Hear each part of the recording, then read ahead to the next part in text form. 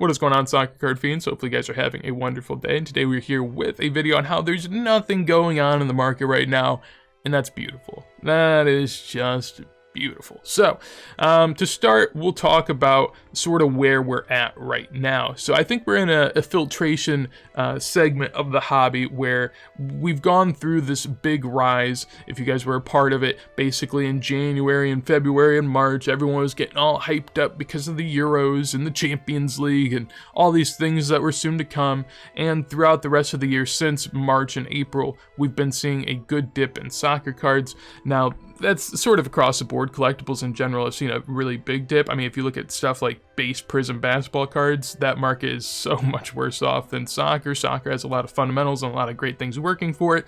So luckily, we've been able to still manage very well, but that isn't to say that the market hasn't dipped, because it certainly has. And so we're in a time in the hobby where the market's dipped a good bit.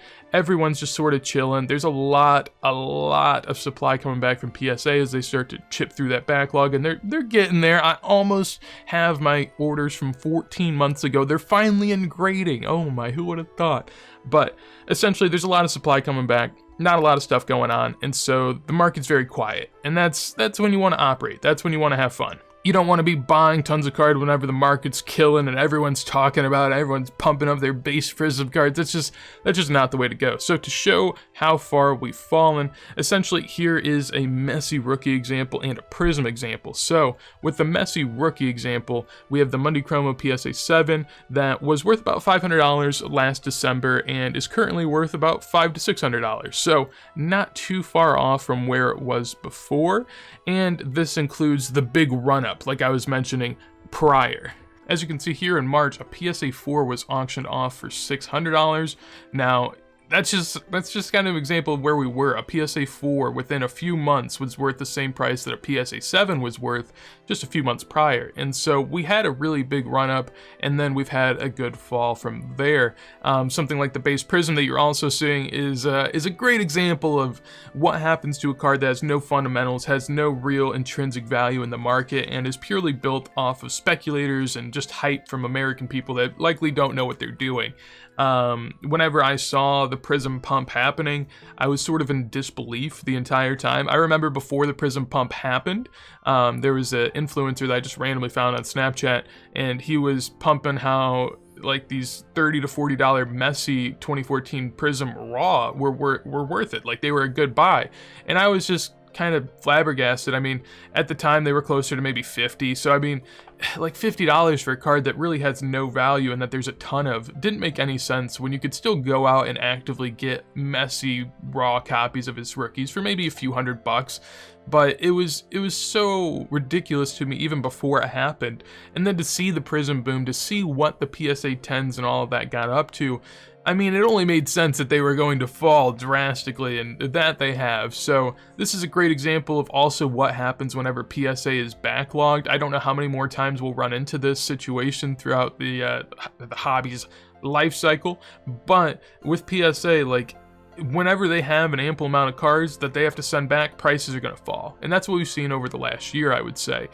People can't send in anything, so they really can't get their money back. They can't keep churning the money. The only thing that's happening is cards just endlessly get sent back. So there's a drastic difference in supply and demand. There's a lot of supply, and the demand is slowly being waned away each and every day, because as that supply keeps coming back, the demand keeps going down because people keep seeing prices go down. So they're like, shit, do I really need to buy? And then prices just keep going, and so we see this race to the bottom. And personally, I think we're nearing the end of that in a couple different senses. Because the PSA backlog, they're catching up on it, they're getting there, so we'll have less supply coming in that regard. And I also think that the demand of soccer cards in the next year and in the long term is both going to be substantially higher than it has been in the last few months, so that's going to be a great upside to it as well. Of course, no one can predict the market, but these are just kind of my takes on the market. If we look at Ronaldo's sticker rookie and his Prism, we'll see a lot the same in the Prism, basically the same thing you saw in the Messi, a massive dip But the Ronaldo actually year to year is about the same price. The PSA 7 now is currently worth 4,000 to 5,000, and the PSA 5 back a year ago is worth about 1,500. If you work off of like the multipliers for PSA 5 to PSA 7, that's basically the same price. So over the last year, we've seen Messi and Ronaldo rookies have this huge run, and now they've retraced to exactly where they were a year ago, kind of during that dark time. And so with that, I think that we're in a great buying opportunity here. I think that across the board, if you really believe in the GOATs, I think Messi and Ronaldo's makes a ton of sense at the moment. And really, you can't believe in the rest of the market if you don't believe in Messi and Ronaldo, because Messi and Ronaldo's run the market. Whenever the market booms, it's typically off the back of Messi and Ronaldo's booming, because as people see the GOATs start to amplify in price, then that gives them life for their prospects, it gives them life for all the other people that they hope could one day be that GOAT.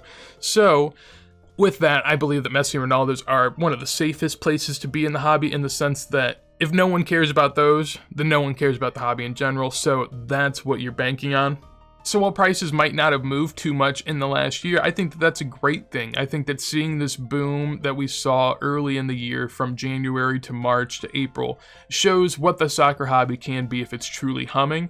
And then also having this retracement allows a lot of people that really didn't care about the cards, a lot of people that really don't want to be a part of the space, to be able to get out. And then from there, the cards will make it back into collectors' hands. So having these dips and these run-ups is such a great thing to experience, because at the end of the day, you could sort of see it happen in live time. People buying in at a price they shouldn't have bought in, and then selling at a low price because they realize they don't care about the card. And then we rinse and repeat. We have another run-up, then we have another, we're probably not going to have any sort of historical booms like we did in the past with soccer cards, because at the end of the day, COVID was such an anomaly that you can't bank on something like that. But going into next year, we know that there's going to be Champions League hype, we know that there's going to be domestic league hype, and we know there's going to be a World Cup at the end of 2022. So there's a lot of great things that will take place in 2022 that will get people into the hobby. And at the end of the day, the soccer hobby, as much as people want things to go parabolic, they want them to go to the moon, that's what everyone's yelling about. It's really about word of mouth. It's really about the community and having people experience it. And so over time, by talking to your friends, by having them see your collection and maybe getting them a card or two, or just having people take part and start to understand it slowly, that's how the collectible hobby starts to build. It doesn't do these, parabolic numbers that people dream of and then they sell out and go buy, a yacht or whatever you're up to. That's not what it's about. So at the end of the day, having these ebbs and flows really allows the people that care about these cards, that care about this hobby, to then be the main driving force in the hobby, which is what you want. That's great. That's a beautiful thing. So this is why I think that having a down market right now isn't a bad thing. At the end of the day, whenever I look on Instagram, whenever the hobby was absolutely booming, I'd always see these collectors so upset and always being so negative and always trying to essentially get the hobby back to what it used to be, because you want the hobbyists to be the driver of the hobby, not the flippers, not the social media influencers. You want the people. You want the people to be the main part of it. And I think that having prices like this and the retracement that we did allows people to have that chance to hop back in. Now, that's not to say you have to go out and buy right now, because next year these things are going to boom. Yeah, maybe there's a chance that happens, but at the end of the day, no one can predict the bottom. So if you start buying at these prices and you think it's okay and it continues to dip more, then that means you can go out and buy more and still continue to build your position. As long as you think that the cards that you're buying have fundamentals and you think they have staying power and you truly believe in them and you truly love them, then, if it drops a little bit more, that's just an opportunity, I would say. Other people could call you crazy for it, but at the end of the day, if you truly believe in it, if you truly enjoy it, and if they're at prices that make no sense to you relative to what they have been or what they could be, then that means you have to hop on in. It's very logical for stuff to dip at this time of the year, because there's really no Champions League hype, there's no domestic league hype, there's nothing going on in that regard.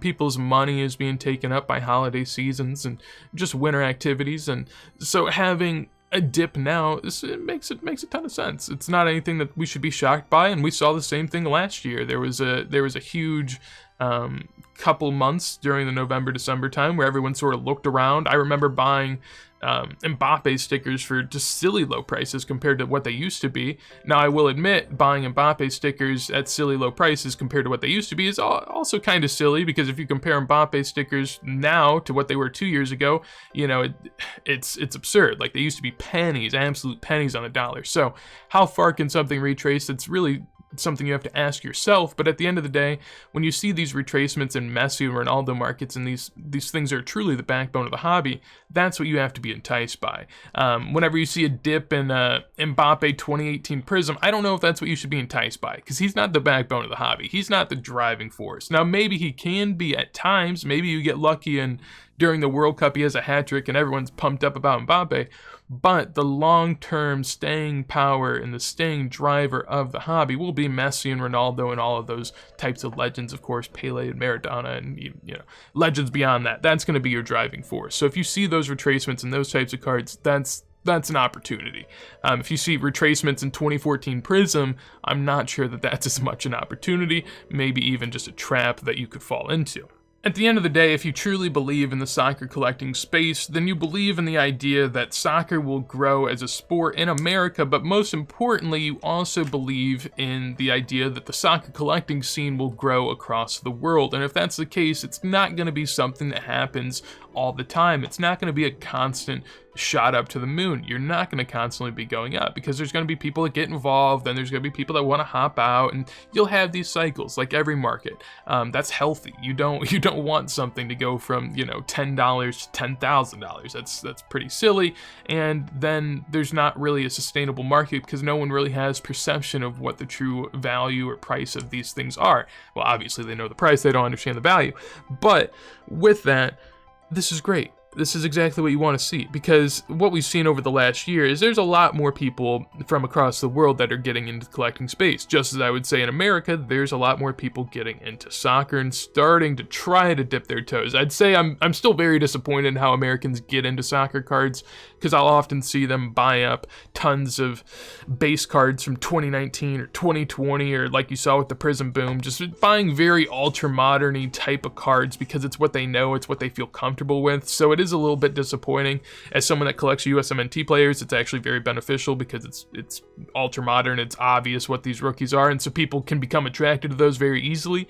But whenever Americans have to go back and, you know, start to find the GOATs and start to understand their cards, they're not very good at it. So seeing the Europeans and the rest of the world hop in on the market's been very reassuring. And even if the prices haven't shown that, just by looking around on Instagram, you can tell that there's a lot more people here, and a lot more different faces, a lot of different types of people in the hobby, a lot of diversity, and that's great. That's what you want to see, and it helps in terms of long-term growth as more and more people get into it. Of course, they spread the word, they show their friends their collections, they enjoy it with other people, and that's the whole point of it, is having that connection to other people in terms of also having connection to your collection. So you love to see it. At the end of the day, being in a down market is great, because you don't want to be paying the premium to follow the crowd. Whenever the market's humming and whenever the market's hot, you know, a lot of people then want to hop on in, but in reality, you should have your own beliefs, you should have your own ideas of what the hobby should be far before that's the case. You want to be ahead of the curve, you want to be doing your own thing, you don't want to be following the crowd. So whenever the market's at a low, if you truly believe in it, that's when you buy, simply put.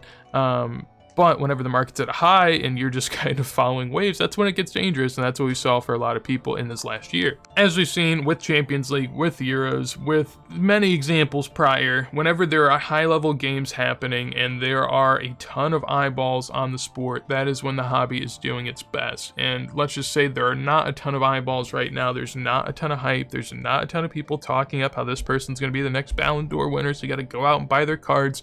There's no young prospects really booming at the moment, and so with that is a beautiful time to go ahead and make your moves, because you want to be active during these low times. You don't want to be active once everyone's talking about it, because at that point you've probably already missed the main part of the boat. So simply put, we have a World Cup next year. If you really want to build your portfolio and build up your position in the hobby, I'd say that now would be a great time because, I mean, imagine comparing the opportunities we have now to what we'll have in a year from now. Like, during the World Cup, do you think you'll be able to go out and buy Messi, Ronaldo rookies for cheaper than you can right now? I mean, there's a % chance that that's the case, but I just find that extremely hard to believe, and if it was the case, then I'd be there next year buying it. And that's the thing, you have to be comfortable buying into what you're getting, and you have to know that if it goes lower, you want more. If that's not the case, if you are only willing to buy one of something, and if it goes a lot lower, you buy no more, then that shows you truly don't believe in the value of the card. You believed in the price, you tried to ride a wave, and then once it dropped, you were like, oh no, well, I can't